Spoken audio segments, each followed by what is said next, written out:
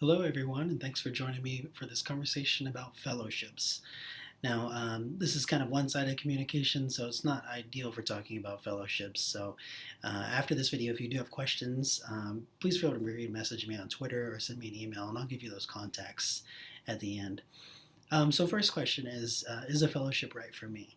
Now, the purpose of a fellowship is to gain firsthand field experience in anything. It could be content, it could be policy. So, consider if you feel like you want to know more about one thing, like policy, advocacy, or your content area, say it's STEM, say it's English, say it's history, then yeah, you should definitely consider a fellowship. Um, and like the first thing you need to identify is like, do I want to keep teaching and do a fellowship that's available maybe on the weekends or once a month?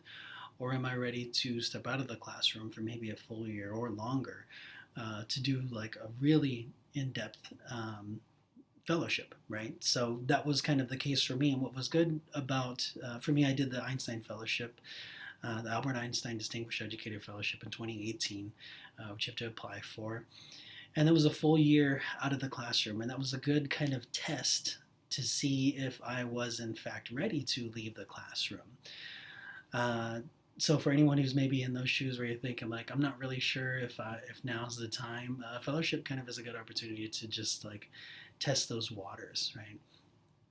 Then think about the desired outcome. So for me, I just really wanted to know more about education policy, but I also really wanted to know about more about like federal policy too and how it impacts what happens at the state and local levels. So um, given my desired outcome, I chose a fellowship that was going to allow that. So if your desired outcome is to be more involved at the district level or the state level, then you need to choose a fellowship accordingly.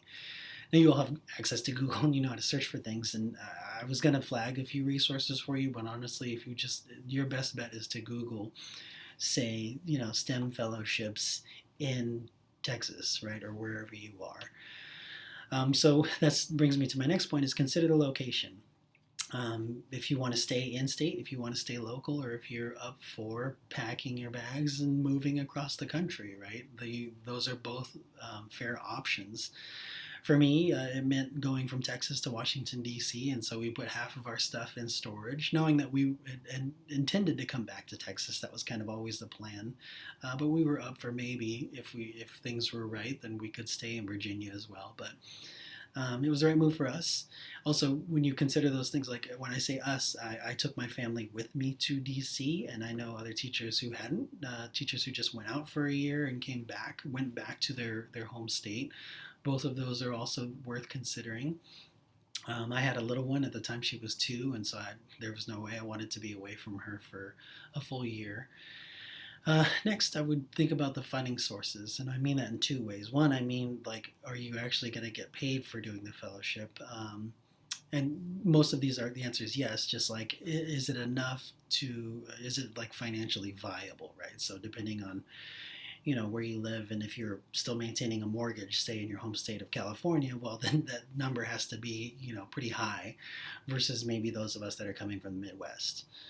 The other component of funding source is like who's sponsoring the fellowship. So for the Einstein Fellowship, that's the Department of Energy, but you can also look at the Department of Education, talking federal. But then at the local level, it's important to know like who is sponsoring this thing and do a little bit of research about that sponsoring organization, because it will give you a good indication of what you can leave with, right? And so finally, I would just say for all of the other questions that you have, certainly feel free to reach out. But it's well worth it, right? So if you were at the time, I was in my 8th year of teaching, and I just needed a little bit of a change of pace for a year. I needed to test the political waters to learn more about policy, and I checked all those boxes with my fellowship. You, of course, have Shonda in your class, Jefferson, who she is a current Einstein Fellow. Now, she and I will have had markedly different experiences, so it's important to know that no two experiences are the same either, right? Depends on the time and the the presence of a pandemic, right? Like they can be wildly different.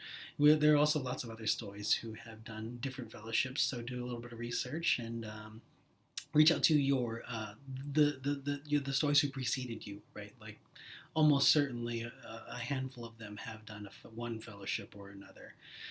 Feel free to check out my blog at seansheehan.com. In it, I had documented just kind of when I first left the state of Texas and started the fellowship all the way to the end. And so that might give you a better perspective on what that process looks like. So you guys know I'm always available. Reach out anytime with questions, and I'm always here to support you and cheer you on whatever you need. Just let me know.